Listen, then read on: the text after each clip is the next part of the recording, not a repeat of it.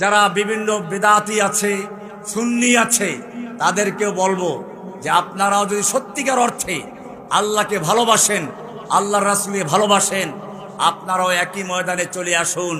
আর কোনো ভেদাভেদ নয়, এক ময়দানে এসে ওই যে কবি ইকবাল বলেছিলেন, মানফাত এক है इस कौम की नुकसान भी एक ही सबका दीन है, एक ही सबका ईमान, दीन भी ईमान भी एक, अल्लाह हरम पाक भी एक का, हरम पाक भी एक, अल्लाह भी एक, दीन भी एक, क्या बड़ी बात थी होते जो मुसलमान भी एक। কাজী আমরাও বলবো যে আমরাও এক হয়ে যাই, বিভিন্ন দলে বিভিন্ন ভেদাভেদ দূর করে ঐক্যবদ্ধ হয়ে মাঠে অবতরণ করি। আল্লাহ তাআলা অবশ্যই আমাদের সাহায্য করবেন। দীর্ঘদিন পর্যন্ত আমাদের কোনো চিকিৎসা করানো হয় নাই। আজকেও এক ভাই আমাকে ফোন করে বলল জেলখানার থেকে, হাফেজ বোরহানউদ্দিন অসুস্থ, জেলখানায় চিকিৎসার জন্য তাকে বাইরে পাঠানো হচ্ছে না।